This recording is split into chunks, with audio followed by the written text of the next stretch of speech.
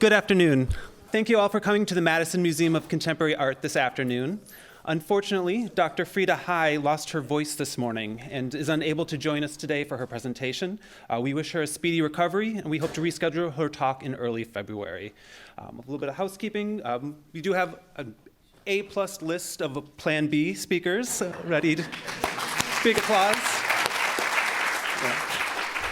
Yes, we're very excited for this talk. We're very excited for you, and we're rolling with the punches, and I think we'll still be able to have an interesting discussion about Sam Gilliam, abstract art, and everything you guys do for our community by being artists and supporting the arts. So thank you very much for rolling with the punches and being here with us this afternoon. A little bit of housekeeping. This is your reminder to silence your cell phones and electronic devices. Though if you have your phone out anyways, feel free to open your favorite social media app and load at MMoCA Madison so you can stay in touch about other upcoming talks, programs, and things of that nature. Today's presentation is presented in conjunction with the exhibition Recollect Sam Gilliam. Rather than a traditional survey of his work, the exhibition showcases Gilliam's innovations and technique along with his impact on Madison's creative culture. Exhibitions in the Henry Street Gallery are generously funded through an endowment established by the Rowland Foundation. MMoCA also acknowledges the Ho-Chunk people, on whose ancestral land Madison was built, as well as the 11 other First Nations of Wisconsin. Joining us today, we have Faisal Abdu'Allah, who is a British-born, Wisconsin-based artist and barber. He studied in London at the Royal College of Art. He is professor of printmaking and associate dean of the arts at the School of Education at the University of Wisconsin-Madison. In 2021, Abdu'Allah was named the Chazen Family Distinguished Chair in Art at UW-Madison, and his exhibition, Dark Matter, was on display at MMoCA in 2022. And then we have Floyd Newsum. In addition to serving as professor of art at the University of Houston downtown and a professional artist, Floyd Newsum has been a trailblazer in the field, breaking barriers in academia, arts education, arts institutions, and community engagement. His exhibition, Evolution of Sight, was on display at MMoCA last summer. Lastly, we have Paula McCarthy Panczenko, the director of Tandem Press, the printmaking studio and educational entity affiliated with UW-Madison Art Department. Many artists have worked with Tandem over the years, including Jeffrey Gibson, Judy Pfaff, Al Held, and most importantly for today, Sam Gilliam, who is Tandem's first artist in residence. Paula, would you like to start things off with the memory of when you first met Sam Gilliam? Yes, thank you very much. Well, Sam Gilliam was tremendous friend of Bill Weege, who founded Tandem Press in 1987. And in founding the press, Sam Gilliam had worked with Bill Weege before the actual founding of the press. And so they were very, very good friends, and he was the very first person who came. At that time, Bruce Crownover was at the university and studying under Bill Weege, and he himself then became great friends also with Sam Gilliam.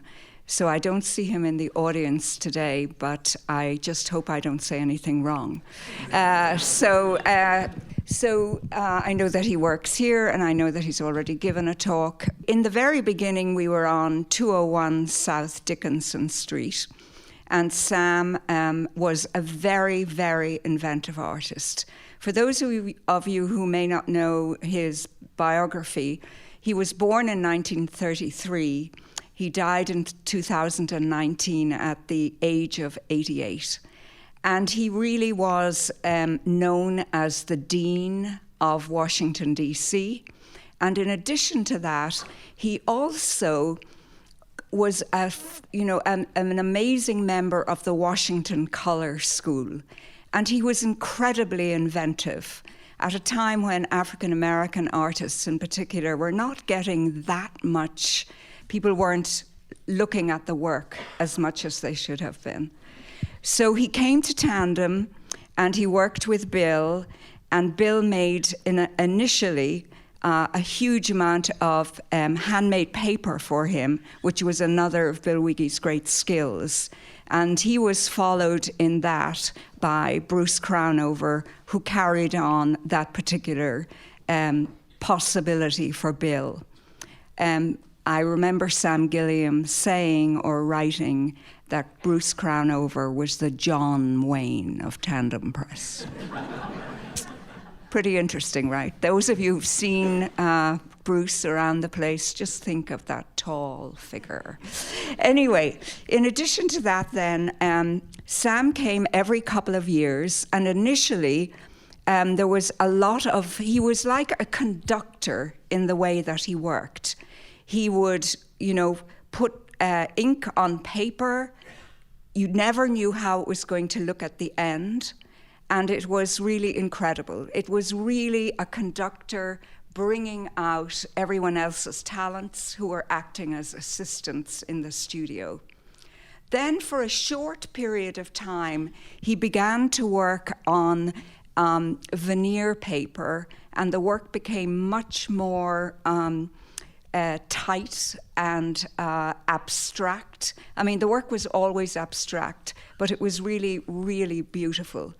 And going back a little bit, he began to get huge visibility following being nominated as the first African-American artist to exhibit in the Venice Biennale in 1972. And I don't recall whether Bill Weege accompanied him at that time, but Bill Weege had accompanied other artists prior to that, and Bill had set up a silkscreen studio in Venice. So there was a great friendship between the two of those. For the next 2 decades following the Venice Biennale exhibit on behalf of the United States, representing the United States, he then had a lot of exhibitions. But then after that, for about 20 years, his work didn't seem to be as well-known or exhibited as much. But he continued in Washington, D.C. to have a lot of exhibitions and to work on major projects like train stations, airports, and he applied for a lot of grants and continued his career. He did a fantastic exhibit at the now known Chazen Museum of Art, where he and Bill Weege stretched out a 1,500-yard piece of fabric out in the fields where Bill Weege worked in the summer with many students and created this very long image. And then National Public Radio Television did a film on this. And it was very cold when they wanted to do the film. And the ice had frozen over on the lake. So Bill suggested to Sam that they should roll out the piece of fabric on the lake, which was done. And I think WHA probably still has that film. So then after that, it was cut into various pieces and hung in the atrium of the Chazen Museum of Art, the now Alveum building. And from there, he seemed to go from strength to strength. I think for me, it was very disappointing that galleries like Pace Editions only asked him to work with them in 2019. The great thing that I think has happened in our country right now is that African American artists and artists of color and Native American artists are now seeing this fantastic time. And Sam really came in at the very end when suddenly big galleries really wanted to show his work. But, he held his own, and he was a fabulous artist. So that's my brief introduction.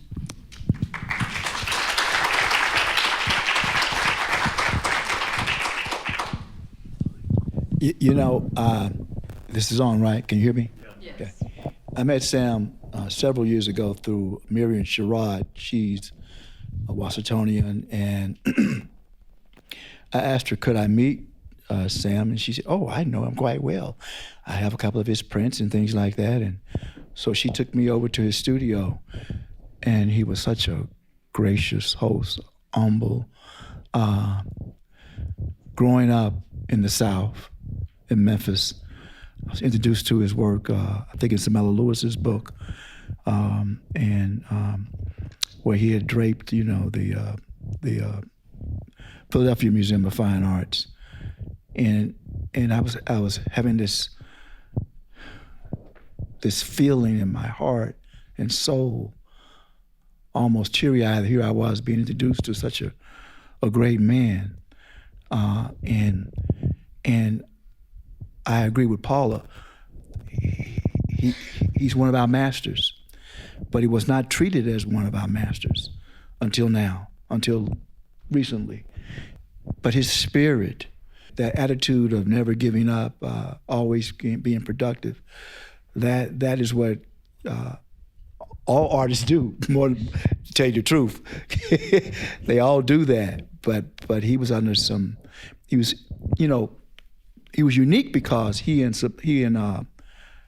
Elmer Thomas, also from Washington, were the only two African Americans during that time doing that kind of abstract art, doing very representational work. And they were sort of shunned. I mean, I'm from Memphis. I went to jail several times because of civil rights activities. And during the early period, I mean, how dare you paint something that's not representative of your own people? But he and she were there, expressing themselves from their soul and from their heart, not worrying about who would condemn him or applaud them. So they were very unique to me and daring and inventive. And so I took a moment, because I hadn't seen the show downstairs. So I went down there, and I was so amazed. And I was comforted too, because Sam has several styles, in his abstraction, and I do too. I said, oh, okay, good. I'm around a master I'm kind of similar to in a way. But man, this guy, the tactile nature of his canvases, of his paper, the way he could push color, as you would say, the conductor, it's just amazing. It's just amazing. I understand that one of the works that's in that show had to be restored, I believe. Is that right, Bob? And to see, a success of that, and to know that I had an opportunity to meet this guy a couple of times, and now those boots that are down there, nothing like the boots that I've seen. You paint just thick all over. I mean, just layers of paint. And Miriam would say people would come into the studio and buy his boots. Would buy his boots. Yeah. And so he was an amazing man. And but to honor him at this moment is great. But there's so many others, that Elmer Thomas and many others. The late Richard Hunt, who just passed away. One sculptor, one painter. They both had that vision of seeing beyond reality and making it into something else. Their contributions to the art, to the visual arts, is just something that America and the world should be proud of.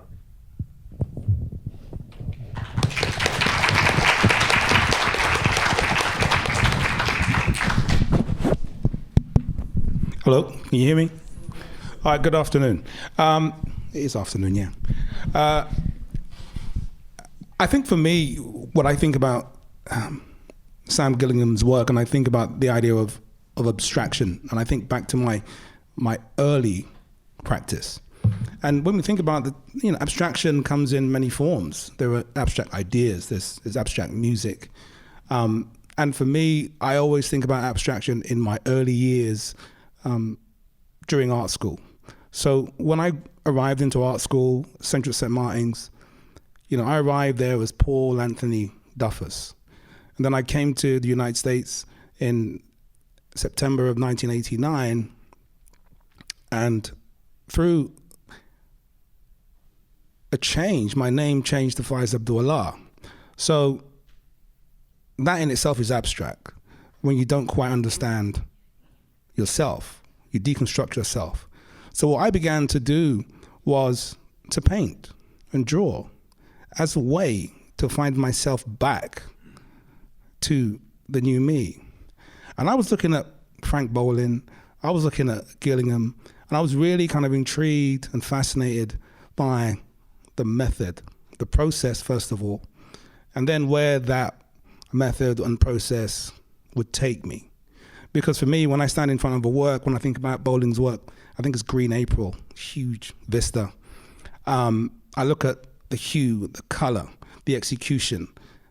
I actually feel like he's standing there in front, gesturing. And I travel. I step inside the work. And I always say when you stand in front of a work, there are three states of being. Solid, liquid, gas. So when I'm standing in front of that Green April Gilliam painting, I'm in solid state. I know what day of the week it is. I know where I am. I know what the temperature of the room is.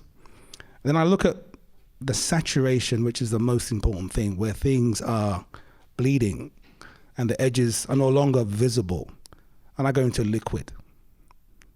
And then if I stand there a little bit longer, then I go into gas. I no longer know where I am.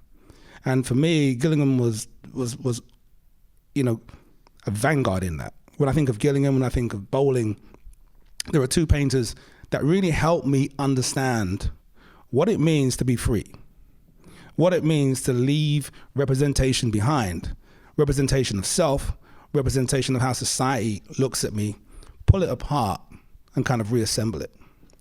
And when you think about some of the works that he did on washi paper, for me, conceptually, it has to be,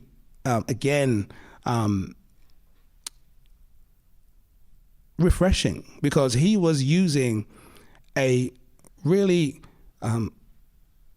soft material so that it could absorb, but it was durable so it couldn't fold. So for me, when I think about that kind of way of working, where the process becomes bodily, when I think about those paintings that are hung and the way in which accident and improv comes in, and you think about his influences from Ornette Coleman right through to Beyonce. I mean, just imagine that. An artist can have that arc or that range of influences. For me, was a great inspiration. But more importantly, some of you might think, why am I talking about abstraction when a lot of my work seems to be representative? I mean, what I would say is that in 2010, I had a show at Stanford, and I showed some of my Wonderful Sam series. And there was a professor there called Brian, I remember his last name, but he came up close to one of my pieces, and it was heavily pixelated. And he said, these are consumed by their own abstraction. And I have historically become fascinated by proximity, by being close to something where it kind of abstracts and breaks up, and then moving away from something and it becomes very familiar. So for me, abstraction has always played a part in my life in its physical sense and its conceptual sense. So that's what I have for now.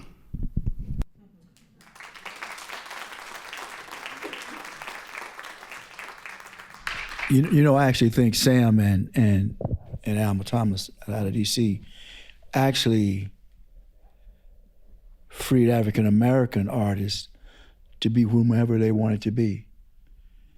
Because there was a period where we were sort of shackled and confined into being one kind of artist, and then he freed us.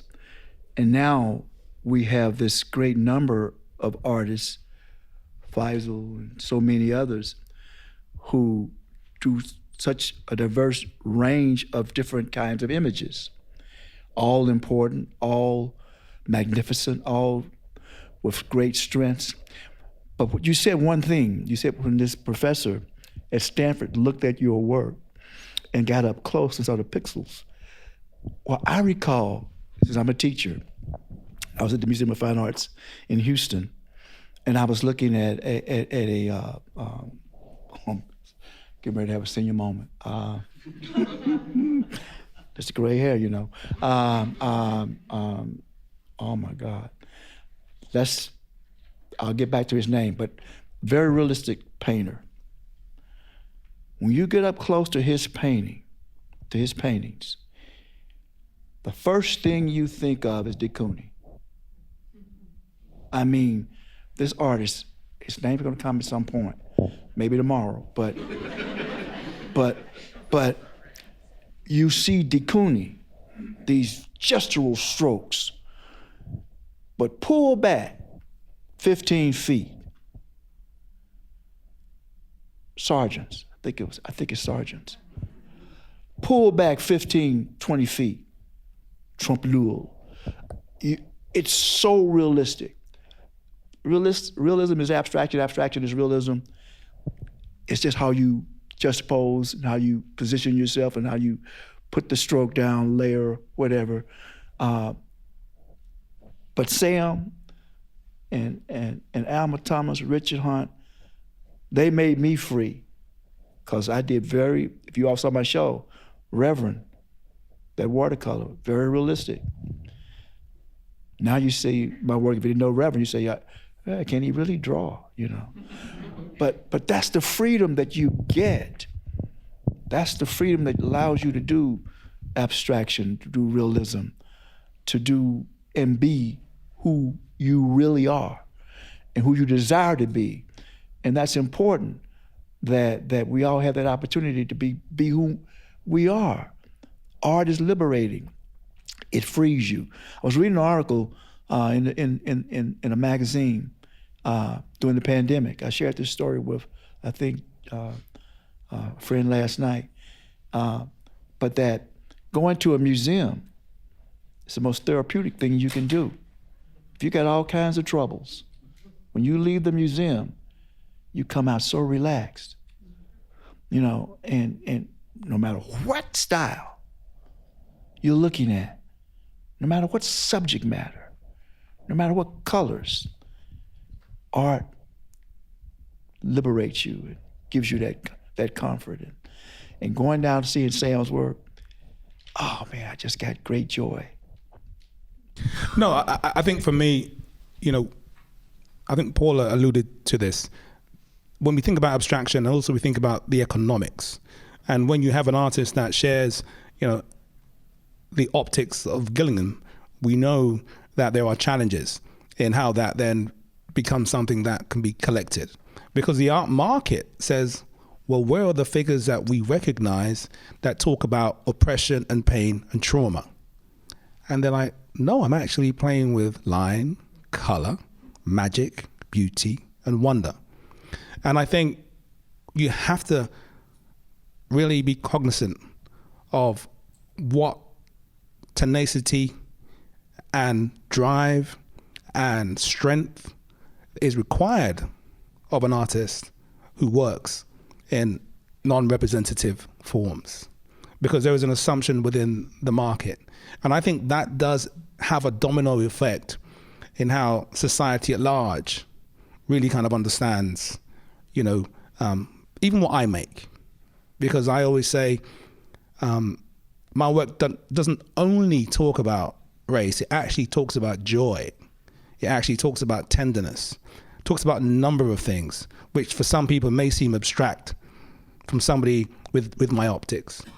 But going back to, you know, the works of Gilliam, I think, you know, just standing in the presence of the magic of how, you know, some of those washes, you know, bleed and exist. And when I look at some of those surfaces, especially some of the works on the washy paper, it actually feels like a light box. You know, I remember when I saw the piece when I was in London, and my day was never the same. I spent my day walking through London looking for those pieces.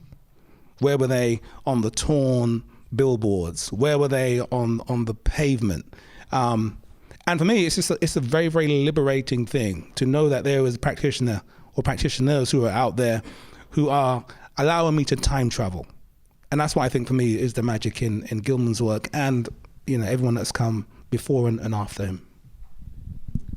So the other thing that I would just like to raise about Sam Gilliam is that, when Bill Weege founded Tandem Press in 1987, and I joined 2 years later, his vision was for students who came to the university to study art, that they should be exposed not just to their professors and being taught various techniques, but ultimately they should be exposed to the actual creativity of the artist. And that was Bill Weege's underlying mission, that people could actually see the artist create something.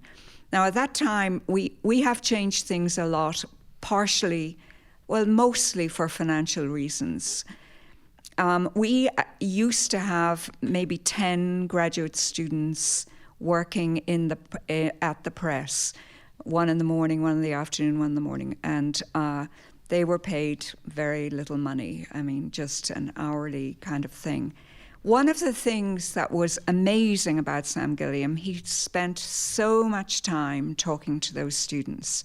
They were really exposed to the thinking behind creating a piece of artwork.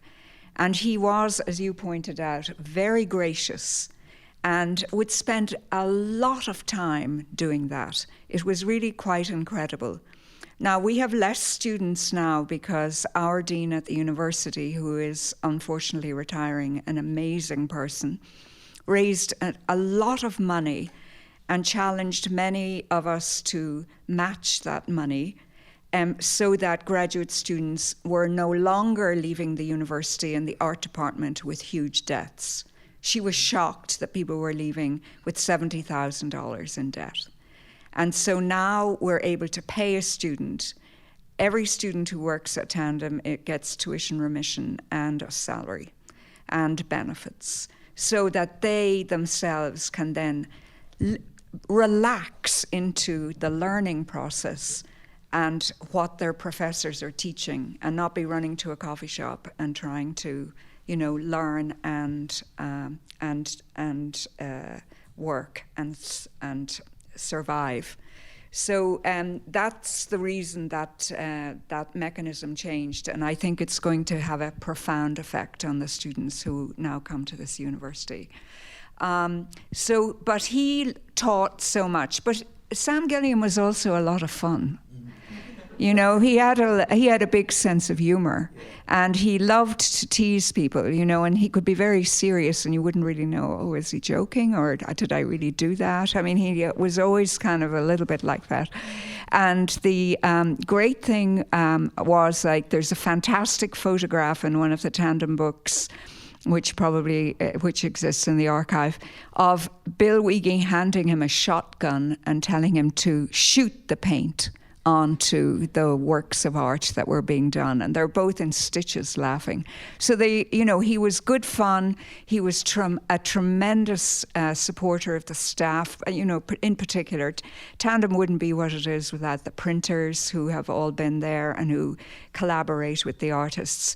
And then he would spend a lot of time with them and become friends with them. And that was really the underlying vision that Bill Weege and I think Sam probably gave him a huge amount of advice to. I know his generosity was also a part of him willingly selling some of his work on installment plans to people in Washington, D.C., and I know Miriam was one of those. She told me, she shared with me that, I really couldn't afford his work, but he would allow me to do installment things like that,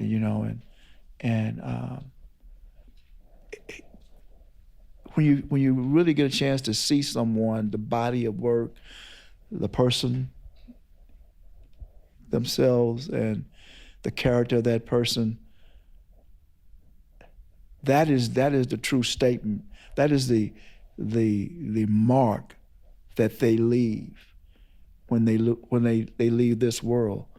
You have these memories of that person, and you share these stories, and then you really see and grasp who that individual is. You know, I remember reading a statement about Richard Hunt, and a very prolific sculptor.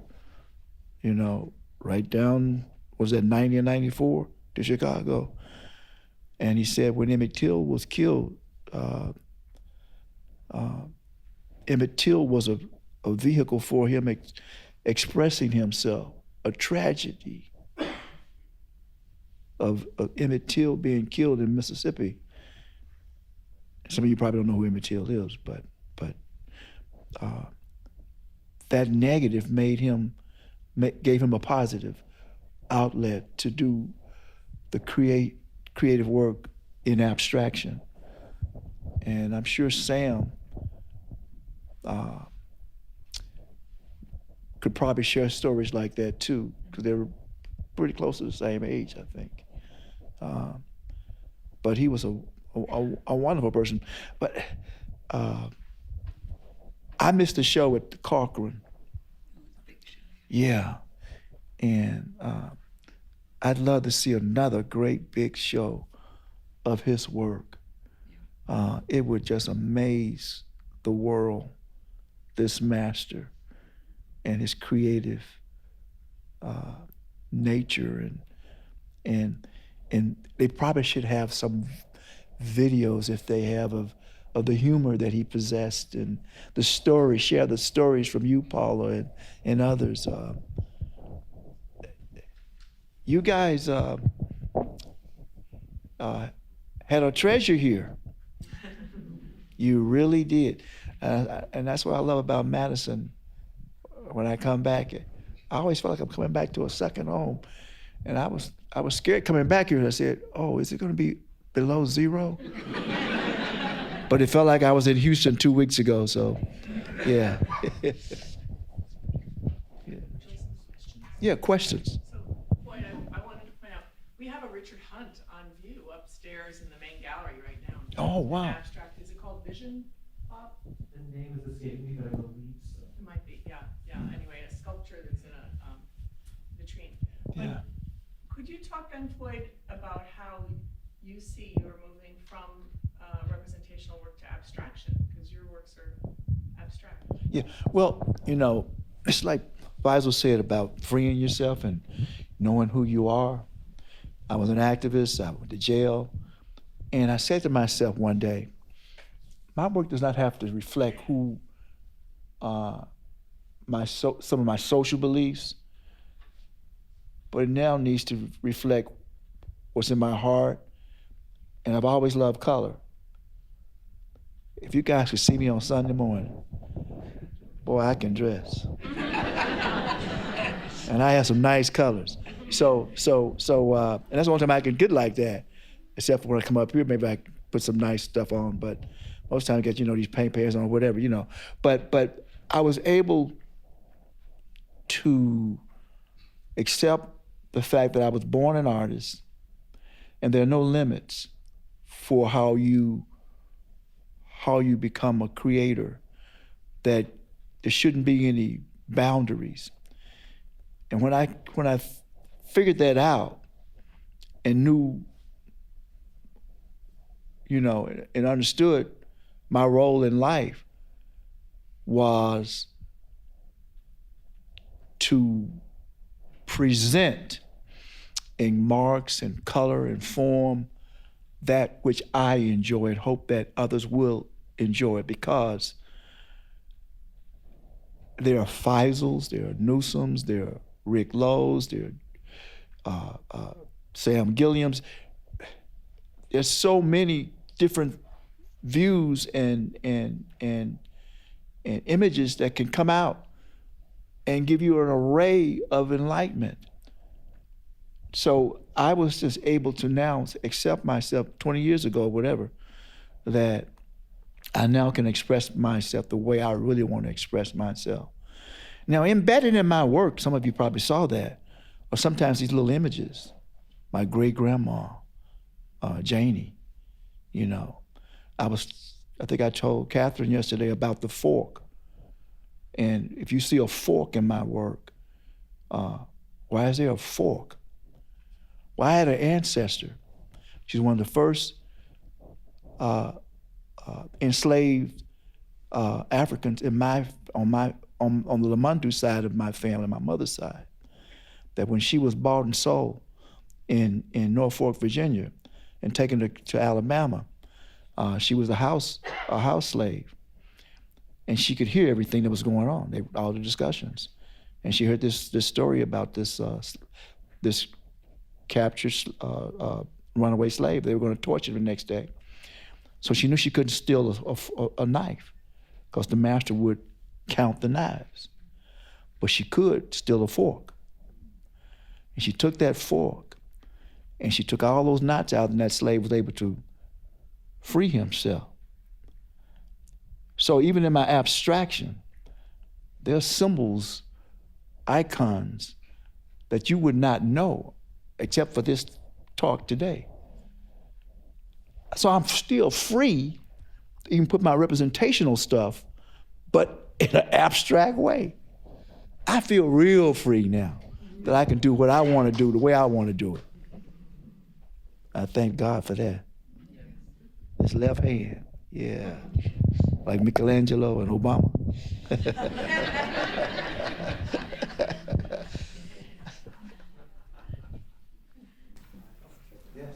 Would you talk about scale?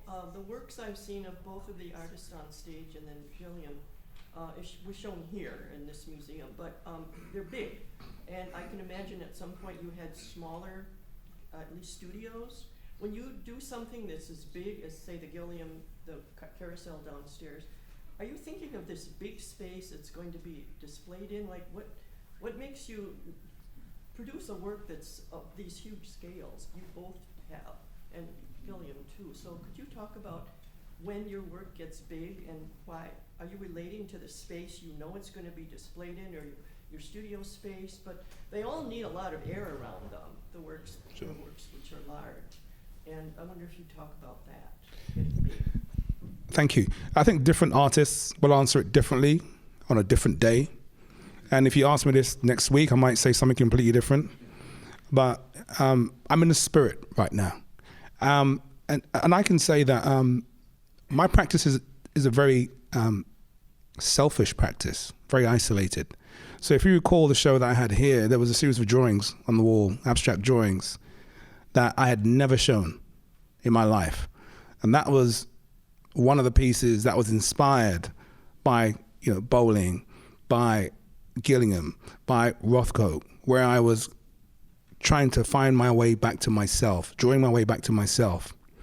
And I wasn't in any way concerned about space. I wasn't in any way concerned about an exhibition. I was more using it as a way to reimagine and find myself. And I always find that when I'm creating works and ideas, I'm putting them out. I'm not putting them out for the sake of an exhibition. I'm putting them out as a way to heal. So, for example, when I made The Last Supper and I turned it into tapestries, that was, again, heavily pixelated. I was looking for the lost self that was in a faith that I felt had caused a lot of pain, and I was looking for more love and tenderness in it. When I think about the Garden of Eden, for example, it was an installation that had no images other than a direction. So you would have to go in according to your eye color. So it was more using the human form as the paint and my direction or the installation itself being the canvas. So the two needed to come together in order for the piece to function. So essentially all I'm saying is that I don't necessarily have an intention of creating a piece to fit in PS1 or fit in the Tate. It's more reliant on when those two time frames come together, when there's a curator and there's an opportunity, and maybe it can work or maybe it can't. And at this moment in time, I was walking up from my studio and I'm actually working on some paintings, and they're called love letters. And I don't know if I'm ever going to show them, but I'm painting them and they're going into my flat file. And just like when Leah Cole came in and she came back to me for 4 months to say, you're going to show those drawings. And I said, no, I'm not. And she came back, and at the last time, you know what Leah's like.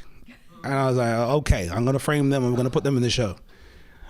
Because for me, it was a very, very personal work. And some works are not there to be made public. Some are just there for the artist's own self-worth and well-being, I would say. So the conditions by which a work comes into existence is very different for different people. But for me, I'm extremely private, and it takes the conversation with the curator to then help me, grow that piece into something that will fit into a public space. That's an interesting question. I just had open heart surgery in September, and I knew I was going to be in hospital for a few days. So my wife and I, we packed up a sketchbook and a little bit of gouache and some crayons and some pen and ink and some other colored tools, scissors, and I started doing this little drawing.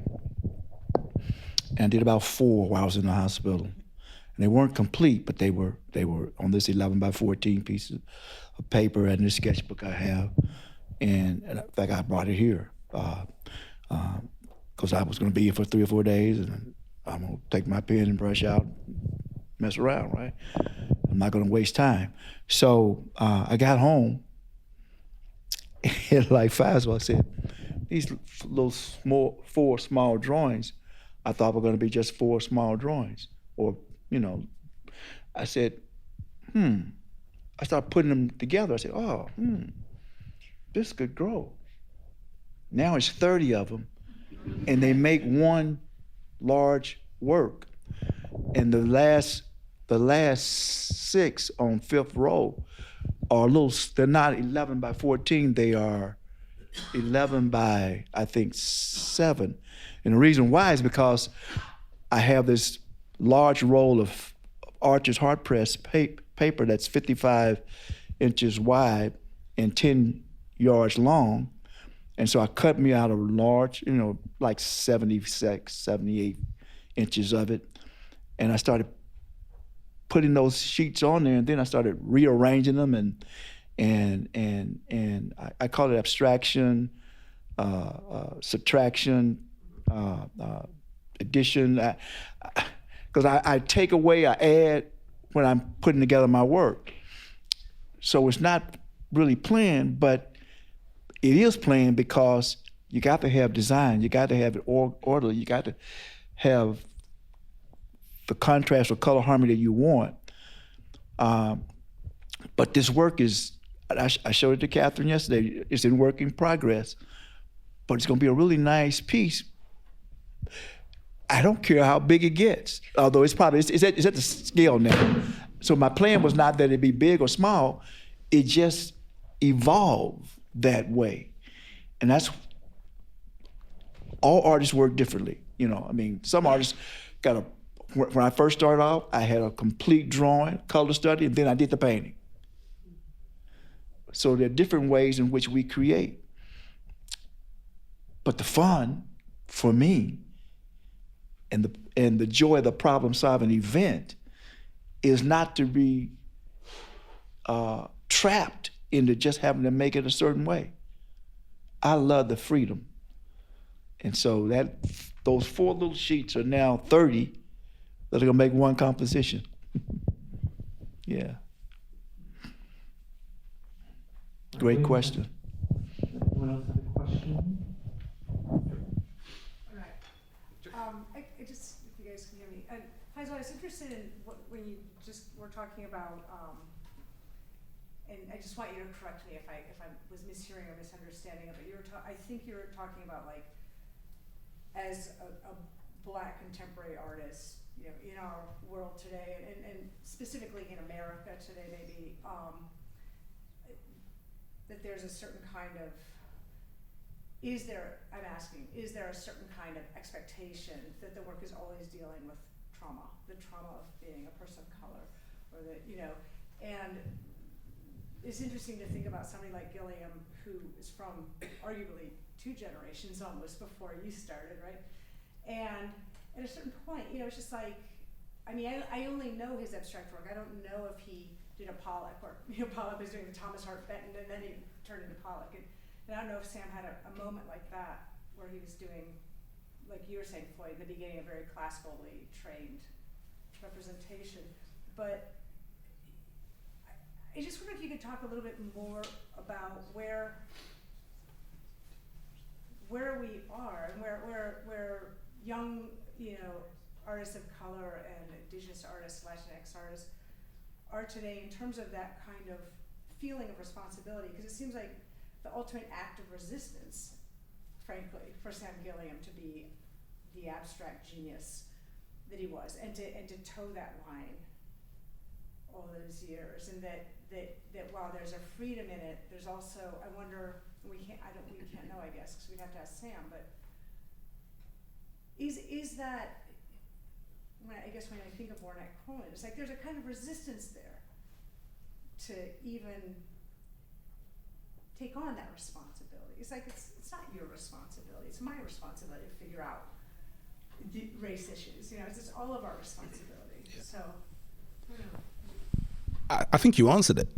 I mean, I always say in some ways I was kind of forged in fire, like Baldwin may have said. But if we just think about 4 of the most high-profile artists in the United States that share my optics and Floyd's optics, what kind of work are they making? Just think about that. And then you think about, as I said, the market. And then you think about, and it's the same in the United Kingdom. And the interesting thing is, it's about the expectation of the market. It's not about the artists, it's the market. And it's what the market is prepared to keep on supporting and propagating and keeping certain things in their place. I make no, I'm very explicit about that. So there are a myriad of artists out there making a myriad of work about a myriad of issues.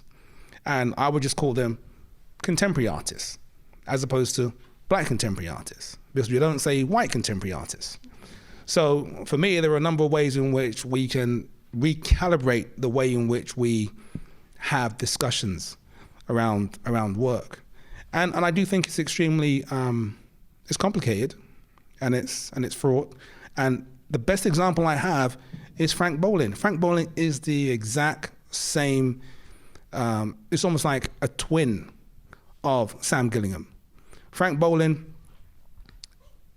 only recently, and he's probably in his late 80s now, became a sir.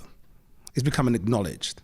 He came to the United States in the 60s, was written about by Greenberg, and never even acknowledged. He studied with, I think it was Blake and Hockney at the Royal College, and he was in that group.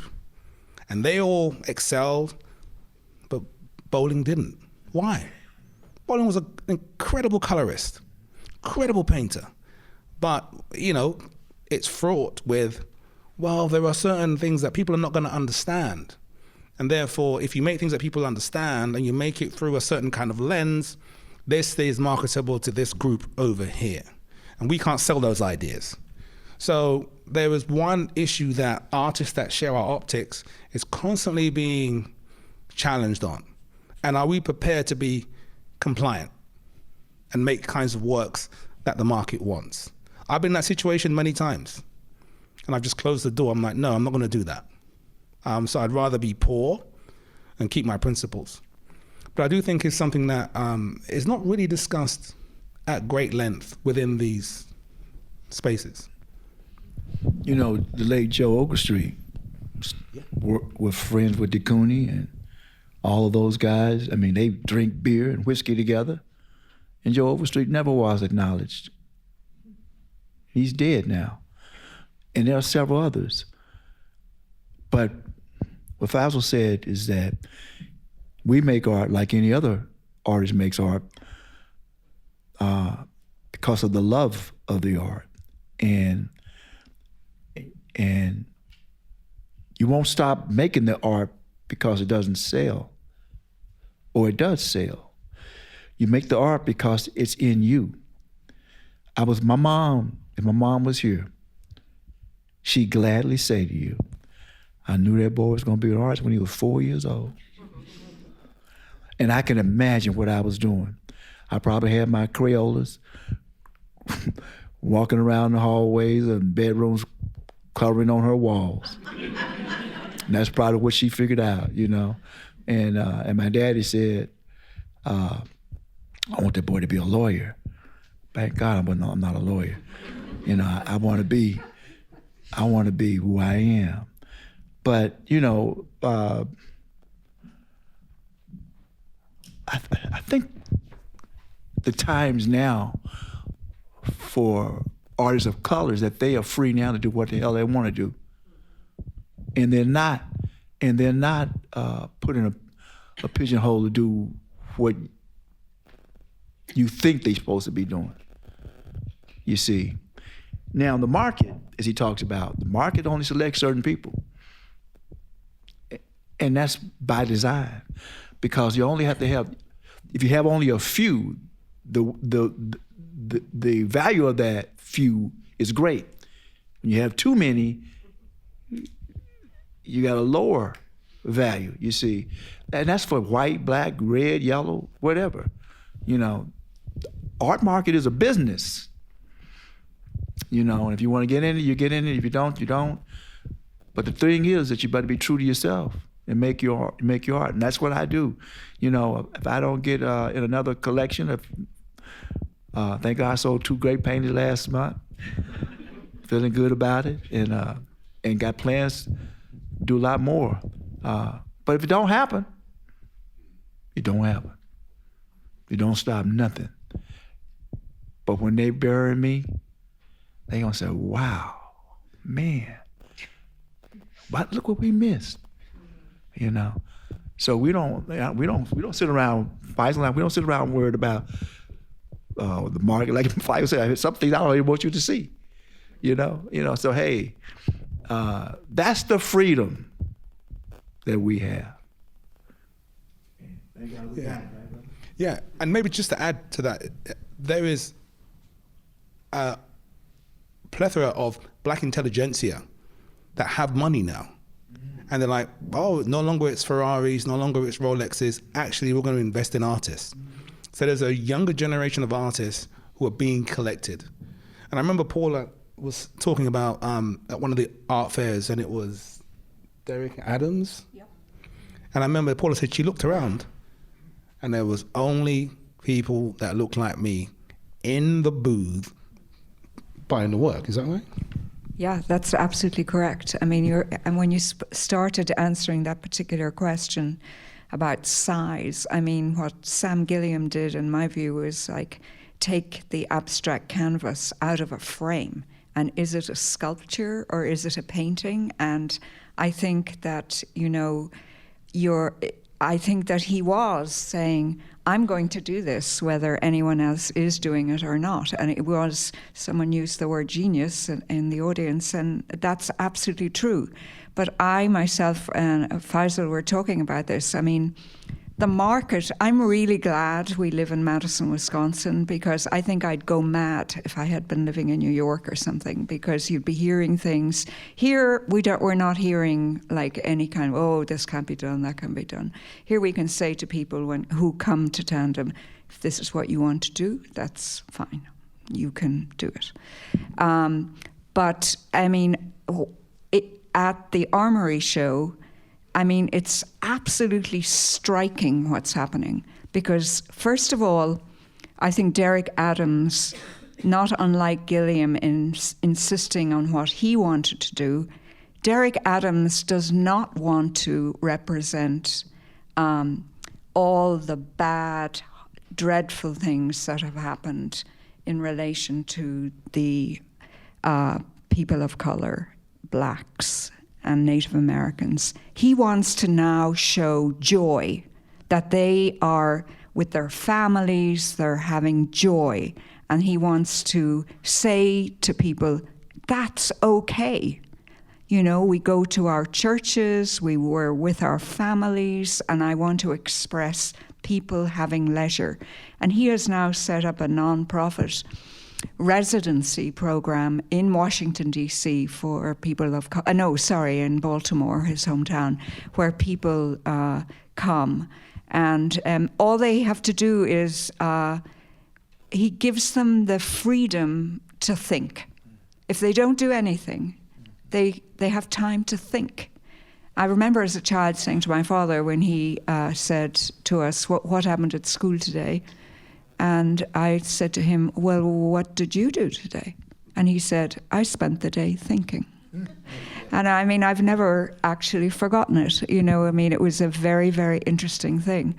But the other thing that you've both mentioned is the market. And of course, if a painter or a sculptor or an artist starts to do something that's very popular, the tendency of the dealers is definitely don't change that style. Suddenly it is coming down to that. And the pressure on those people, you know, will I lose this dealer? Will I not lose it? And the art fairs are, you know, they're realtors. They're selling space.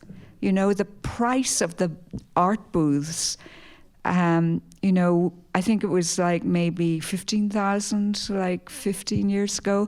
Now to get a booth, it's like 60,000, plus the walls, plus the light, plus this, plus that. It's, you know, it definitely is a very pressurizing business that is very difficult, I think, for artists. You know, there's a friend of mine. Is this on tape? I'm sorry? Is this being taped? I think the audio is being recorded. Is that correct? So I won't call this friend's name then.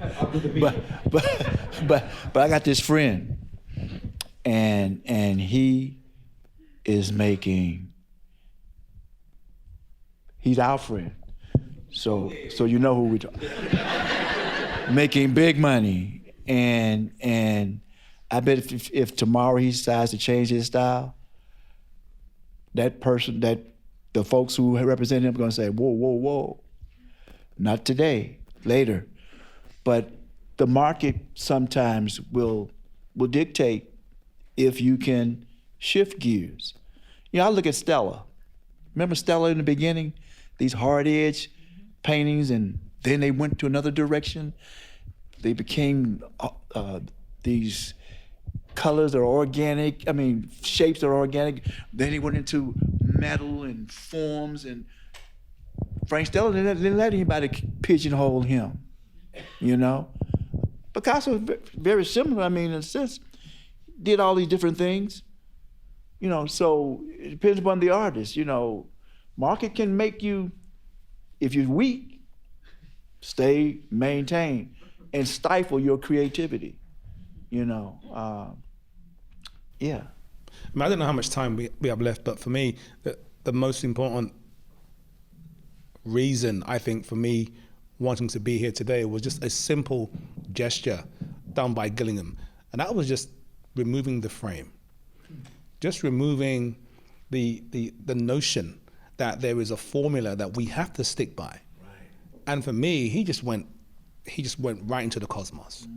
When we talk about futurity and being able to time travel and be able to really reimagine your own being as a human being with a simple gesture, removing that frame, that's what really gave me that sense of freedom, that sense of autonomy, and just to be comfortable and just being the person that I am through this mark. And knowing that proximity of the things that I create, and the fundamentals of it are the most important things. And I'm not worried about the space, I'm not worried about the market, I'm not worried about whether they know me or not. It's just about whether or not I can, you know, really live by that creed, knowing that I can take things out of their spaces that we're familiar with. All right, thank you very much.